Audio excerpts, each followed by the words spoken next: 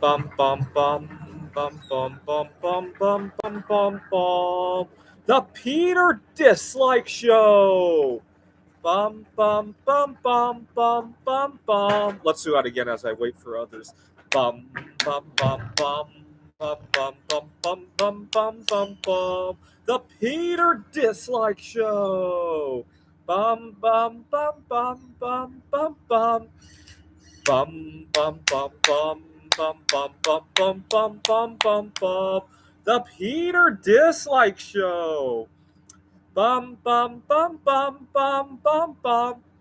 Well, earlier today on my commute into GCU, I had some distracted driving kind of incidents that really taught me some life metaphors as well. And I thought I would record this now that it's fresh on my mind. I have a big problem with running over debris on the road. I've blown a few tires over it, and I know why it happens. I talk to people about it, and people always tell me to always look as far as you can on the road, but it's not looking that I have the problem. It's the fact that I see something on the road and my mind kind of jams up, it freezes. And I might have 2 seconds to react to it, but I fail to do anything during the 2 seconds because my mind kind of freezes on itself.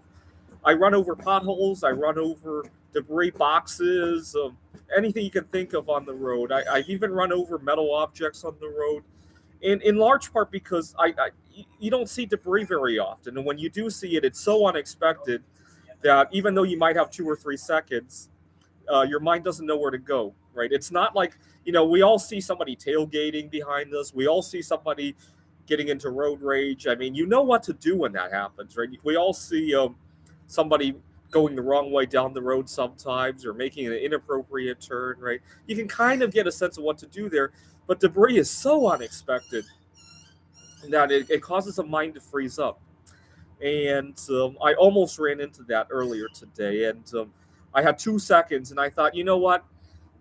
Running over it has never turned out for me. Let's do something different today. And I hit the brakes. And to my surprise, nothing much happened. I mean, I didn't get rear ended or anything. I was able to find a break in traffic, go around it.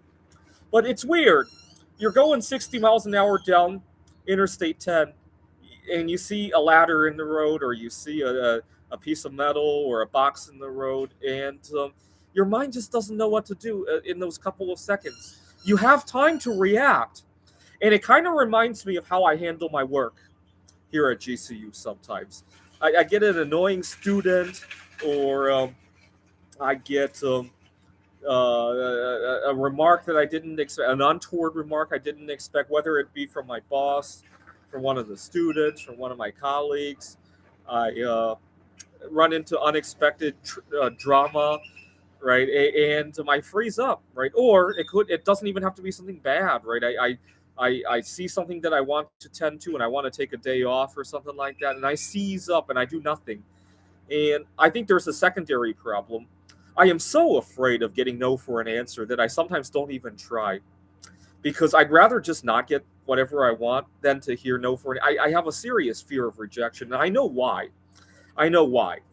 And it has to do with something that that was many, many, many, many, many years ago in my life that I have yet to get over. And I'm thinking about doing something about that this holiday season. I hate to get into the details about it because, uh, okay, there was a secondary distracted driving related incident that happened today. As I was driving into the campus, somebody was busy texting away to me, and of course I didn't respond to it. I almost wanted to pull over to respond to it, but then I remembered that things are going well, right? I'm going to go. In fact, I was a little bit worried that I had gotten fired from GCU, and that's why I didn't look at it, because I thought even if I got fired, I still want to show up to the students and get fired right there and then, because then I'll go to the classroom, somebody's going to come and remove me, the students will be able to see it. I know the students love me, and so I thought I'll just pretend I didn't see it. And they were texting away, crazy, 10 texts in like a couple minutes. I get to the campus, the parking lot, and I start looking at it, and it was one of my ads on Craigslist looking for students. I do private tutoring, and what was really beautiful is that the person was trying to ask for my services. And during the 10 or so text messages, he had already made a number of concessions. That was so beautiful. Had I responded to that, I might have short circuited a bunch of concessions that they were trying to make. And it's a good metaphor because in a couple weeks I'm going to have student evaluations and a performance review. It's a good metaphor to let the person blow their mouth, right? Unfortunately, if it were face to face, if I weren't driving today, that could have turned out very differently, right? Anyway, some life lessons from two near misses today, and hopefully I'll apply this to when I'm not driving as well. This is the Peter Dislike Show. Bum bum bum bum bum bum bum bum bum bum bum bum. The Peter Dislike Show. Bum bum bum bum bum bum bum. Bum bum bum bum bum bum bum bum bum bum bum bum. The Peter Dislike Show. Bum bum bum bum bum bum bum.